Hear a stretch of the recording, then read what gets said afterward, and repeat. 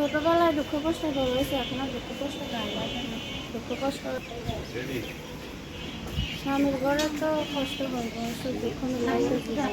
ওই কষ্ট হইলে ওইটা আমি মানিয়ে নিতে পারি। আচ্ছা, সুখ দুঃখ মিলাই মানে সংসার নাকি?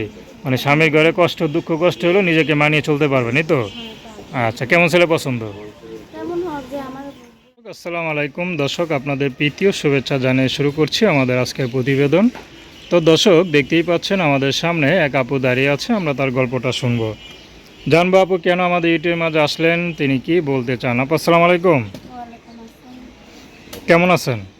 আছি, আল্লাহ রাখছে। কোনো নাম কি আপনার? বৃষ্টি মাশাআল্লাহ, দেখতে তো মিষ্টি। বৃষ্টি আপনাদের কষ্ট কিসের? মনে হয় তো অনেক কষ্টে আছেন। কষ্ট হইতো, যার বাবা মা নাই তার তো কষ্ট। কি হয়েছে বাবা মা? বাবা মা ছোট থাকতে দুবছর আলাদা হয়ে গেছে। বাবা মা ছোট থাকতে দুবছর আলাদা হয়ে গেছে। বাবা আরেকটা মেয়ে বিয়ে করে ভারত থাকে, আর মা আরেকটা মেয়ে হয়ে গেছে। আচ্ছা, একটু জোরে বলবেন। খাওয়া দাওয়া করেন না নাকি মনের ব্যথায় কণ্ঠ মানে সুর বের হয় না, কোনটা?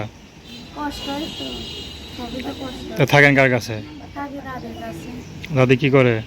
দাদি আগে কাম করতো বাসা বাড়ি, এখন আর বয়স হয়ে গেছে, কাম করতে পারে না। আমি সেলাই মেশিন কাজ করি দোকানে। আপনি সেলাই মেশিনে কাজ করেন? কাজ করে 2 টাকা বেতন পাই, মাসে 6 টাকা করে সংসার চলে। প্রতিদিন কাজে যেতে হয়? প্রতিদিনই কাজে যায়, এখানে শুক্রবার বাদে। শুক্রবার বাদে? শুক্রবার কি করেন ঘরে? শুক্রবারে বাসার কাম করি। এই যে কষ্টে কষ্টে মনে হয় বড় হয়েছেন, যা শুনলাম আপনার কষ্ট কাহিনী। কষ্টই বড় হয়েছে, যার বাবা মা নাই দুনিয়া তার কেমন। তো এখন মনে করেন যদি কোনো একটা পুরুষ আপনাকে বিয়ে করে, দেখা গেলো টিনের ঘরে থাকলেন, বা সেই ঘরে একটু সাময়িক কষ্ট আসতে পারে না? স্বামী স্ত্রীর মধ্যে কষ্ট, মারামারি ঝামেলা হবে। সুখ দুঃখ মিলাই তো এটা সংসার, ঠিক না? তো যদি সুখের সময় স্বামীর সাথে থাকবেন, কিন্তু দুঃখের সময় কি তার সাথে থাকতে পারবেন? অবশ্যই দুঃখ বড় হয়েছে, স্বামীতেও যদি দুঃখ কষ্ট না দেখে শুনে যদি কষ্ট দেয়, ওই কষ্টও মাইনে নেবে। আচ্ছা, সেই কষ্ট মানে নিজের কাছে ভালো লাগবে নাকি? স্বামীর সাথে কি একসাথে থাকতে পারবেন দুঃখের সময়? অবশ্যই থাকবো, স্বামী যদি পাশে রাখে। নাকি সেই দুঃখের সুখের সময় থাকবেন, কোনটা? সুখের সময় থাকবো, দুঃখের সময় থাকবো, খারাপ করেই তো ভালো। আচ্ছা, তো পড়াশোনা করেন নাই না? পড়াশোনা করছিলাম 4 ক্লাস পর্যন্ত, খরচ আর পড়তে পারেন নাই?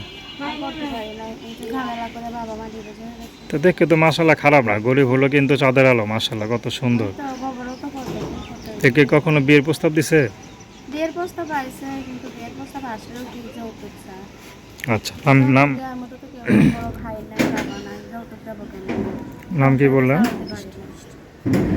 তো দর্শক, তার নাম্বারটা হচ্ছে 01778017565। আমি নাম্বারটা আবার বলছি, 01778017565।